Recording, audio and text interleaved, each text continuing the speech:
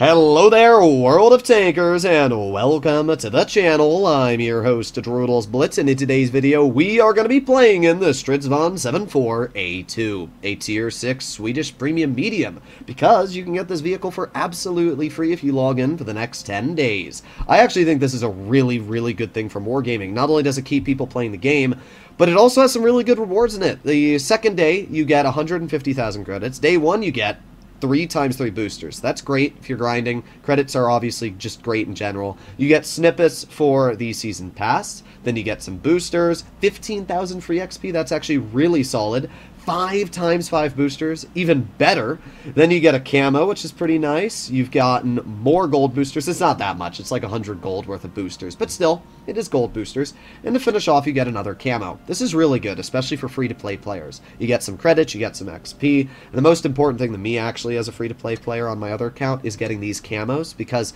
getting camos that you don't need to spend credits on is really important. It's going to save you a lot over time, and they look really nice. So that's honestly just a flat dub. And then you finish off with the Stridsvagn 74A2. So let's make our way down to Tier 6. We're going to equip this vehicle. I'm going to showcase its overall capabilities. I don't actually know if it's listed as a European tank. No, I think it's still a Blitz Nation vehicle. It is indeed, which is weird because it has a Swedish flag behind it. So we're going to start off with equipment. I'm going to show what I personally run for my equipment. Starting off, we have calibrated or vents. I don't really see a point for vents on autoloaders. I mean, yeah, it looks like a lot of green, but in reality, it's barely buffing your tank. So run calibrated shells. That pen is going to help you, especially when you're fighting higher tiered opponents. When it comes to improved modules, you always need to read this one for Tier 6 and lower, because improved modules means not minus 10% to damage from high explosive shells with a larger caliber than 130. The other one, which is defense system, is minus 10% to the chance of penetration by calibers of 130 or more. Always go for the damage. The chance of pen, let's say that your vehicle has 40 mils of side armor, well, 10% is going to give you 4 more mils of side armor. A KV2 does not care. It's going to cut right through. But the 10% damage means that instead of dealing 960 damage, it's going to deal like 870. So it's actually really nice that you are basically just getting free damage reduction of a spall liner. Always go for improved optics on these lower tier vehicles. You want that view range. Improved assembly because armor doesn't matter on this tank. Engine accelerator because, sure, turning faster is nice, but I can still turn faster and I get more power to weight. So engine accelerator is just flat better. We obviously want V-stabs. That's always important. We're going to run always toolbox. If you're running enhanced tracks, there's literally no reason to. If somebody hits you directly in the track wheel, this increased suspension is not going to change your vehicle at all. Don't run it. It's absolutely useless. And to finish off, we're always going to do consumable delivery system because it's 15% cooldown to all consumables, where this is only to usable consumables. What that means is that, for example, this tank does not get adrenaline. And because of that, if I'm going to put on any of my consumables, which I'm going to, the only one that I'm using is maybe engine power boost if I put that on my tank, but I'm not going to. I'm obviously going to do the basic multi-use repair kit, basic repair kit, and then a med kit, because I always feel like repairing my tank is the most important thing on autoloaders. So this is my loadout on the tank.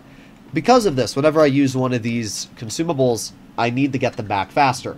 Running consumable delivery system is going to get them back 15% faster. This literally does nothing unless you're running adrenaline or running super speed boost.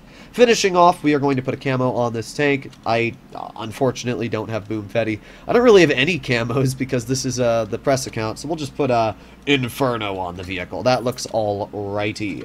So there you have it. This is our fully equipped Stridsvagn 74A2. Let's start off by taking a look at the gun very briefly. It's got 2,000 DPM, which is actually pretty solid for a Tier 6. So dispersion is alright, aiming time is pretty mediocre. Pen-wise, it's pretty stock standard for a medium. The thing that's really nice about this vehicle is that it has a 3-shell clip, which deals 160 damage, so 480 with the 3 shells. And when you're able to combine that all together, I mean, that's pretty nasty. It also has a lot of ammo. I'm actually surprised how much ammo it has. We'll do 21, 9, and then we'll just put the rest as standard ammunition. There you go. All right, let's see what this vehicle is capable of doing. Here we are, game number 1. This is a pretty solid matchup for us here. We only got really Tier 6s and 5s, no Tier 7s. Tier 7 is where Tier 6 kind of falls off, in my opinion, because when you're fighting against an Annihilator or a Smasher in this, there's just really not much you can do. And it's not the tank's fault, it's just, I mean, they can literally pen you everywhere. You've got to load gold to even have a chance of penning them in the turret. It's just kind of cringe. But we don't have to deal with cringe for this game, at least.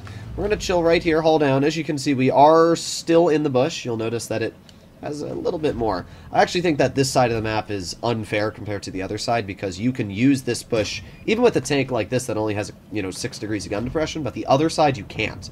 So we see a Panzer 5.4, but he's further back than you think. He's all the way in the back.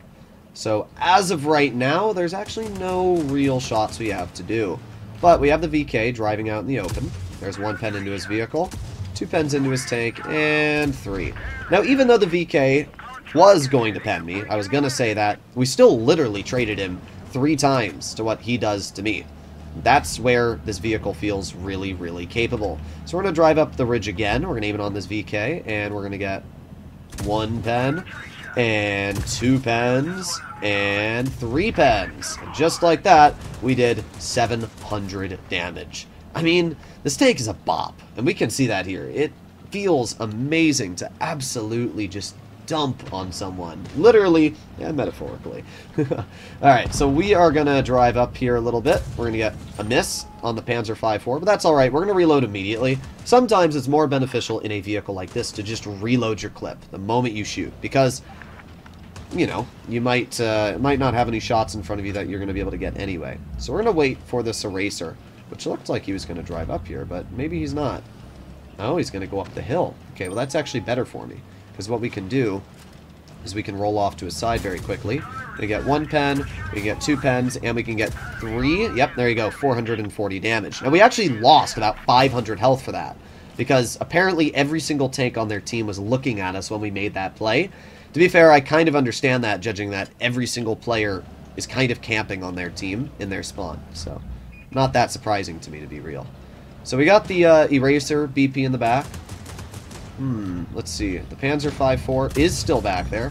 We miss a super easy shell on his tank. You'll notice the gun on this vehicle is very troll on its overall on-move dispersion. That's kind of how Tier 6 is. The guns are usually very mediocre. The Hellcat is... Oh, over there. Okay, never mind. I thought the Hellcat was in that back bush, but he's actually not. Okay, interesting. So we can actually just drive up here. Maybe we can get another shell into the Panzer. There you go. Nice. Got the Hellcat running off to the side. Kind of hoping the Panzer 5 pens me, or pokes me, but it doesn't look like that's going to be the case. Hellcat's dead, so pretty solid first game. We bled a bit in the end, but I mean, it's Tier 6, so really, who cares? I think this was a pretty solid result overall, and I don't know if we're going to be able to get any more damage, no, but not too bad. All that's left is the Hellcat, and the Hellcat is, I don't know, somewhere in the back over here.